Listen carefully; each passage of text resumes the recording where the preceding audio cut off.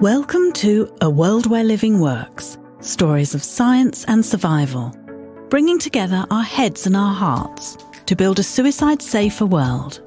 Talking openly about suicide is so important, but we also recognise that listening to this series may bring up some tough emotions.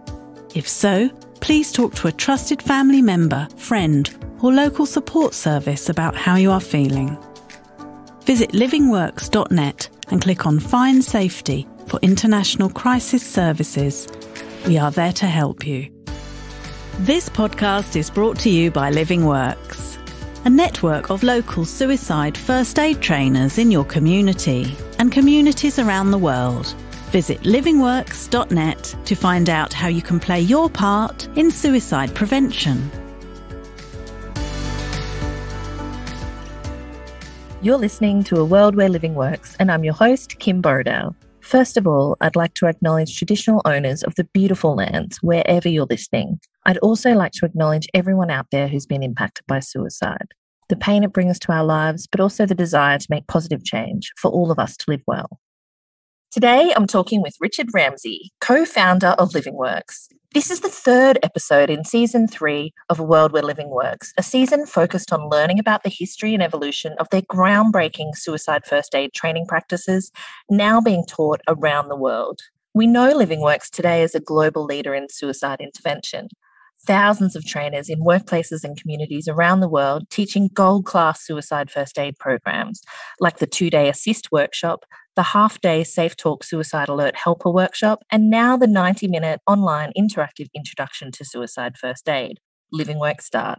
These are programs that have been endorsed in more than 50 peer-reviewed journals around the world that have informed international policy and are implemented everywhere from schools to military bases, hospitals to sport clubs, and everything in between. In the last episode, Richard was just about to tell us about how fellow co-founder Brian Tenney met Bruce Turley, who was key to LivingWorks development and, like us listeners, was also keen to know what was in Brian's suitcase. Hello again, Richard. Thank you so much for joining us. Hello, Kim. Great to talk with you today. Now we need to know what's in that suitcase. He was feeling kind of bad that these Aussie people didn't care. Bruce walked up to him and said, I like what you had to say. And what's in that suitcase? And so Brian seized the opportunity to tell him what was in the suitcase. Thought, finally, someone's asked me. Yeah, right. So that actually then led to Lifeline Australia. And with us, it's in the background, but Lifeline Australia wrote a grant proposal for a Commonwealth grant, which was approved and granted to do what was considered a 3-year portability study. So the idea was, could you port something that was developed in North America into the Australian culture and have it accepted? So they agreed on a 3-year study to see whether that was possible. And the first year, 1996, was to have 3 back-to-back training for trainers, starting in Bundaberg, which is the rural part, then going to Wollongong, which is an industrial city, and then to Melbourne as the big urban center. And we did 3 weeks of training for trainers starting in Bundaberg. We should have bought a bunch of rum, but... You didn't? No, my brother was all about Bundaberg rum, but I hadn't sort of caught on to it yet. So he wasn't very happy with the fact that I'm very un-Australian. I don't drink it myself, but it is very popular. Yeah. And anyway, the 3 weeks was pretty onerous. We could have used a few snorts of rum. Bundaberg, Wollongong, and Melbourne, you're covering thousands and thousands of kilometres there. Yeah, well, we would finish up on Friday. Saturday was travel day. Sunday was tourist day and checking the site of the next T4T. And Monday was to start the 5 days all over again. Oh, that's a lot. When we moved from Bundaberg to Wollongong, we came through Sydney and stayed in Sydney on Saturday night. So then we headed to Wollongong on Saturday, and Sunday we still have pictures of walking around the sand dunes of Wollongong and experiencing that, and then into the 5 days, and then finally down to Melbourne where Bruce Turley was and finished up there. I was going to say, did you get bums on seats readily? Were the people who were working for Lifeline keen to give this a go? Oh, yeah, they were very good. It was a good relationship. And the outcome of all this was Lifeline Australia then set up a LivingWorks Australia arm. LivingWorks Australia originally was auspiced under the Lifeline Australia. Bruce was in charge of it. And in many respects, it was another fundraising arm for Lifeline, in the same way that they were connected with Goodwill Industries. It really was a good example of social enterprises being connected or a spin-off from either a for-profit organization or nonprofit. In this case, it was a nonprofit owning a for-profit, in effect, to help raise money, apart from doing the training of their own people and so forth. Yeah, that is an interesting model. And also, was this the first example then of crisis support services training in the LivingWorks ASIST model? Because now you see around the world, I don't think people realize that most of these services, your lifelines and different support services where you have crisis calls, text or video, all are trained up in the LivingWorks model behind the scenes. Yeah. And it became a challenge over time. Like Australia was the first to really buy into the idea that something like the ASIST training should be part of their Lifeline training. Then in the United States, when they set up a national crisis line and infrastructure organization to fund it, and it was called NSPL, National Suicide Prevention Lifeline, we ended up in a contract with them to amalgamate what they were doing with what we were doing. And we actually had a conflict under the table most of the time. Are they going to have us integrate our approach to training underneath their auspices, or are we getting them to adapt their training to our auspices? Yeah. But then what they did was, well, actually through one of their staff, Heather Stokes, who came eventually to LivingWorks, she was in charge of a standards and practice committee. And they had representatives from different training and other organizations. And so what she did was she said, okay, this committee, we have to find all the training programs in the United States that might actually become our standard baseline. Not that the crisis lines will have to adopt that particular training, but they have to train up to it. And so they had 10 or 11 training programs. And then they took each of the committee members and said, you have to go and experience that training. And if you're associated with LivingWorks, let's say, you can't go to a LivingWorks training. You got to go somewhere else. So then they brought all the information back and said, okay, does anybody win? And as it turned out, LivingWorks won.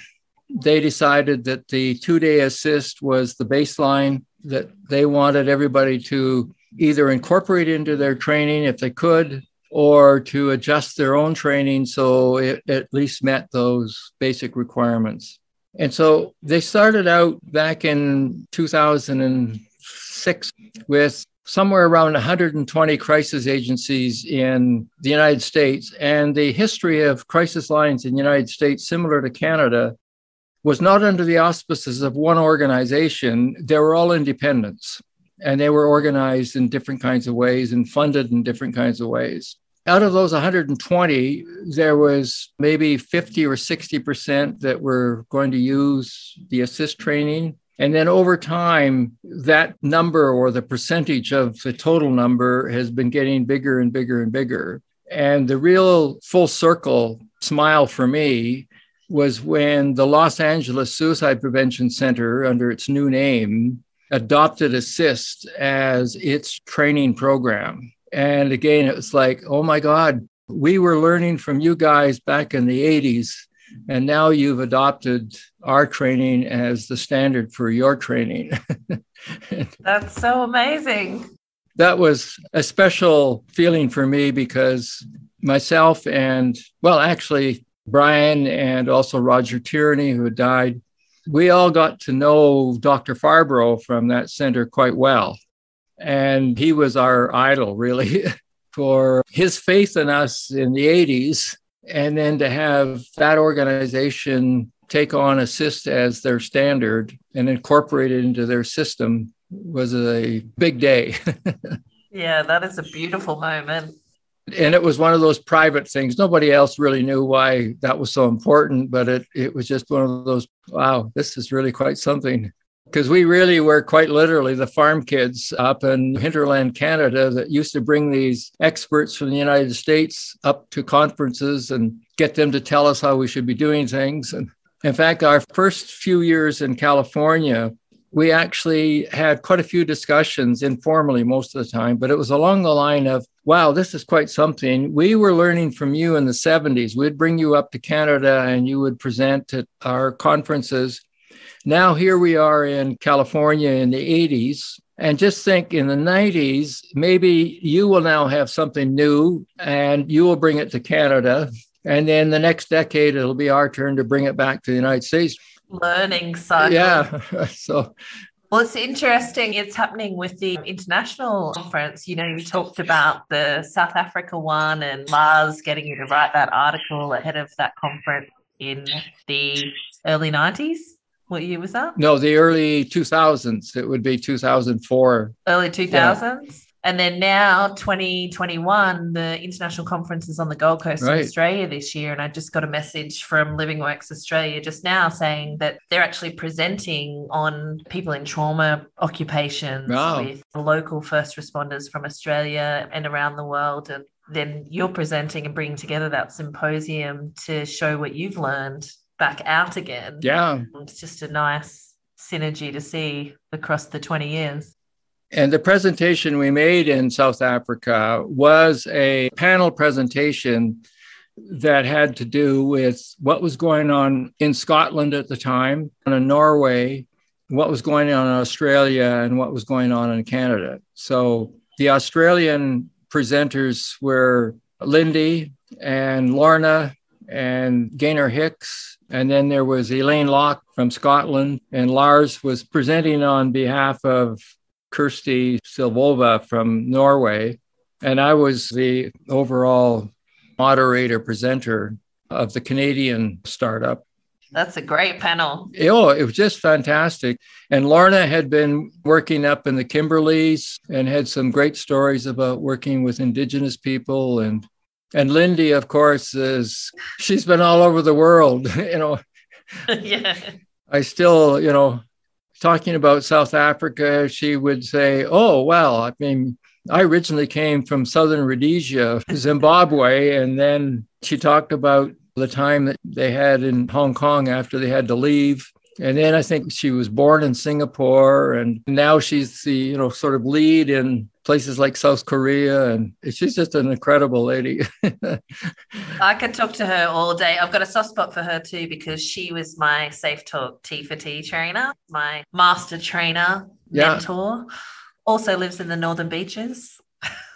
Yeah, that's right. And the first time I met Lindy was it might have been the 1990s. We were back visiting, but she was the head of a Lifeline sort of up the road in Manly or the next district over. And I remember going and meeting with her as a Lifeline person, not realizing that in a few years she was going to become a LivingWorks person.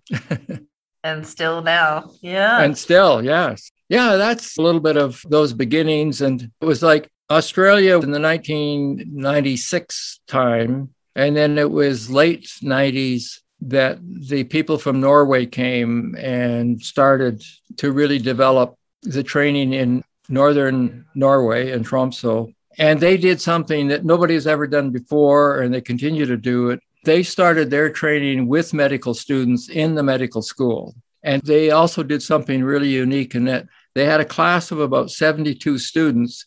They divided them into units of 12, and then they went out into the community and got 12 community kind of people to come into the training. So you were training doctors and community helper people together. All together? Yeah. Was there any resistance to that, or people thought that was a good idea? Because, the clinicians versus regular people, I guess. Is there No, they did like it. There may have been resistance, but they did a study 2 years later, published in 2007. And it was a qualitative study that went out to graduates of that school and to find out, what were they doing as GPs in the community. And what do they remember about their medical education and training? And, Oh, now they're in the workforce. Yeah. yeah.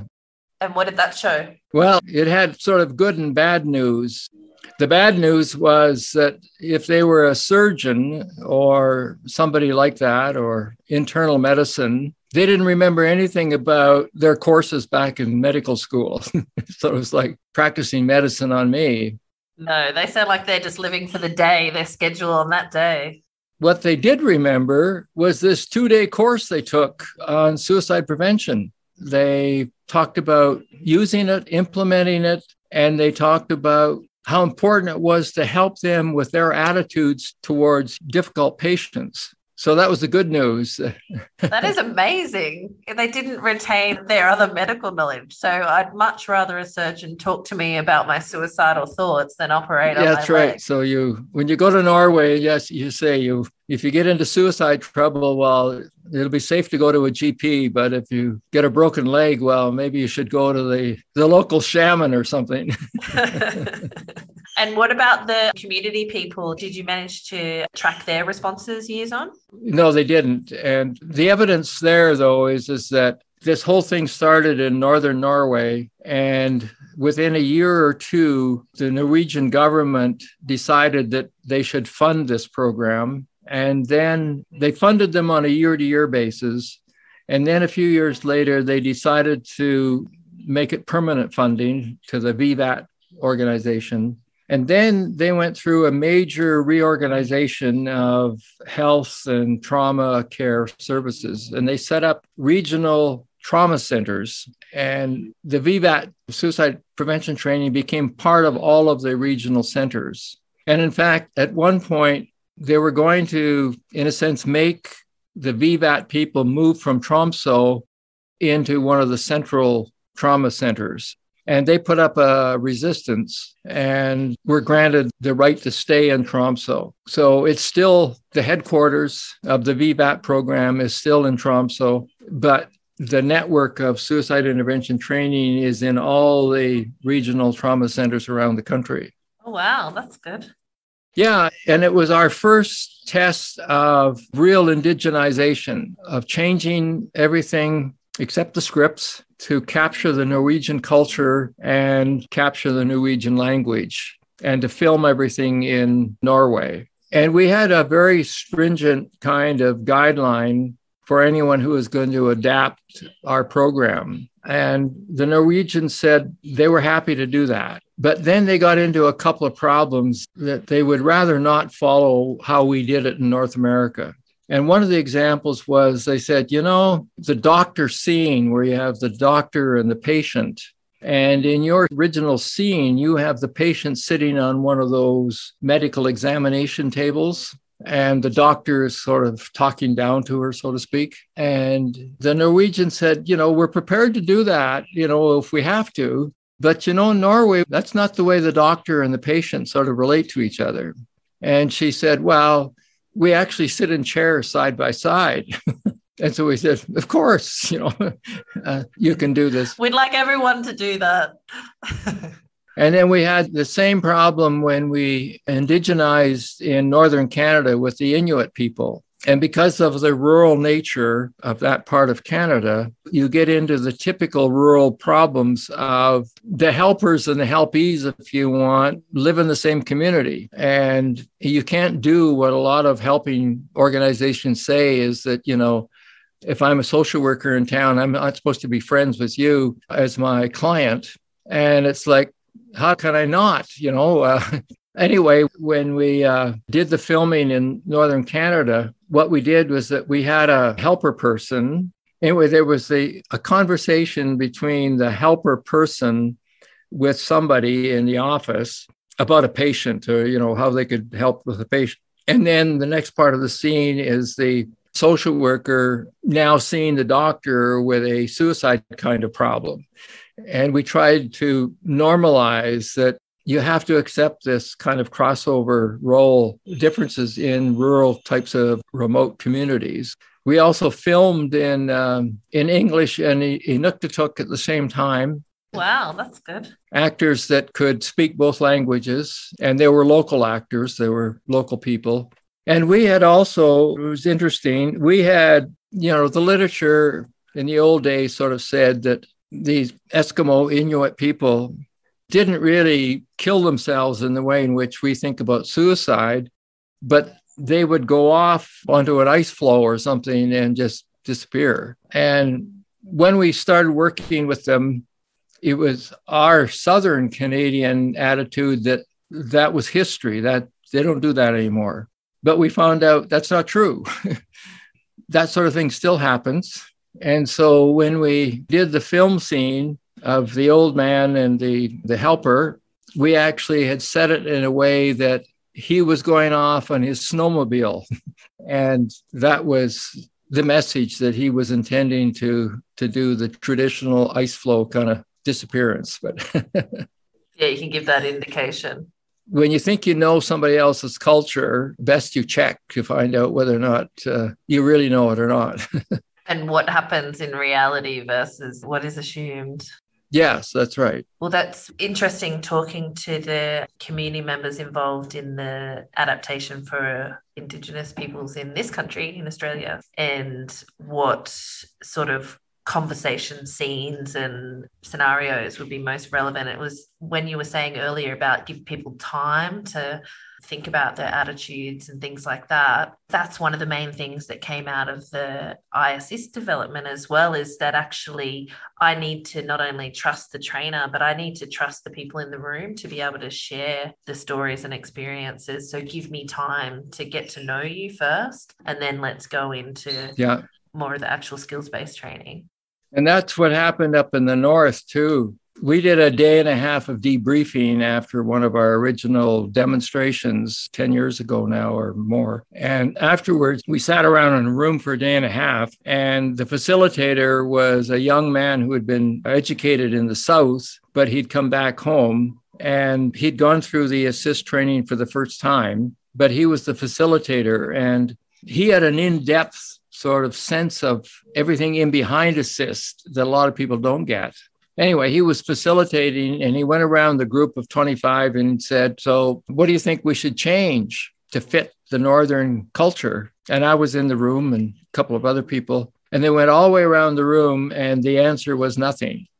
And then he started to facilitate by saying, well, let's look at page 2.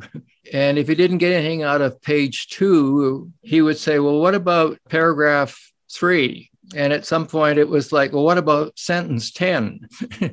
And then he started to draw out what people thought, well, yeah, we could change this or change that. But it was all very basic. It was things like, even if you just put a slide up that said welcome in our language, that would make a big difference.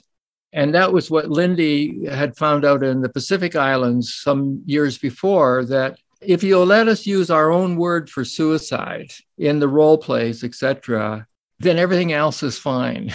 And then Lorna and some others who were working up sort of in the Kimberley, and they got into a number of Aboriginal communities. And so what happened was that they actually discovered that the model by itself told enough of the story for them to understand. Even the symbols that were obviously, North American, if you want, Australian kind of symbols, they made sense. And so it was like you could walk into, in this case, sort of any kind of community with the model, and it'll probably work. That's really interesting to learn. Well, actually, don't they say with any human being, you should always communicate to the grade 5 level of reading anyway? Yeah. And if you're used to reading, then it scares the hell out of you when you think that, well, nobody's going to be able to read my book, Yeah, exactly. Especially when you've taken all this evidence and, practical application plus the academia and married it together. And that's a lot of words and a lot of written evidence to put behind a model. So it was another example of what's taught in training of trust the process. It was like, trust the people and perhaps just the model, and this thing is going to work. Maybe not perfect, but it's going to work. And so you can put away all the pamphlets and the handbook and the workbook and all that kind of stuff and just work with the people. and use the model sort of like a talking stick. So you triangulate the participant and the instructor and the model, and they can talk directly when that's comfortable. But if they need to, they can talk through the model and communicate with each other that way. And it's just beautiful. It'll still work. It'll still work. Yeah. And those are things that we had no idea about when we started building the curriculum. We developed the model, the actual physical kind of graphic model, off of work that I was doing in social work with the geometric thinking of Buckminster Fuller and his idea of holism having to have a minimum of 4. And it was, the shape is a geometric tetrahedron. So it's like a triangle-based pyramid. And then we didn't know this at the beginning. We discovered that the tetrahedron structure is the same structure as the carbon molecule. And the carbon molecule is considered the essence of life, or one of the essences of life. So it's like, wow. Wow. So then we took the model, and I had figured out ways in social work to multiply the model into something a bit more complex. And then I could change it so that I could have a systematic phase-like model, and I could also have a systemic kind of context to it. And so the PAL model came out of that thinking. And one of the things we were never able to do, partly because of the time, is that it could never graphic, if you want to articulate the context parts. In other words, the context of the person at risk or the person with thoughts and the caregiver and whatever discipline they might have been trained in, or the personal life that they came from, because there's 3 contexts there that all interplay with each other. And then you take them through a PAL kind of experience that goes from, connection to assisting. And so all kinds of people just think that, oh, that's just a pretty looking model that you must have pulled it out of a shelf somewhere. But when you understand the background of it, it's really quite exciting to think that we actually had chosen a structure that is connected to the essence of life kind of molecule, which is what it's all about. That's amazing. Yeah. Exactly. That's why we're all here and why we all want to help each other, And so many people say that, I think there's a lot of people that like the model. They just like it. It speaks to them. But to ask them why or where do you think it came from, it's probably a lot will say, it doesn't matter where it came from. I just like it. It just works. What a great way to end this episode. It doesn't matter where it came from. It just works. Thank you so much, Richard. Thank you, Kim. Great to talk with you today. I hope you've enjoyed hearing about the start of LivingWorks from the perspective of one of its founders. Join me for more conversation with Richard in the next episode.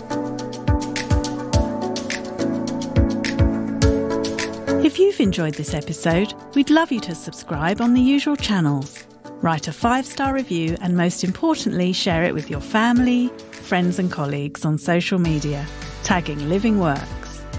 This podcast is brought to you by LivingWorks, a network of local suicide first aid trainers in your community and communities around the world. Visit livingworks.net to find out how you can play your part in suicide prevention. A reminder that if this episode has brought up tough emotions for you, talk to a trusted family member, friend or local support service about how you're feeling. Visit livingworks.net and click on Find Safety for international crisis services. We are there to help you.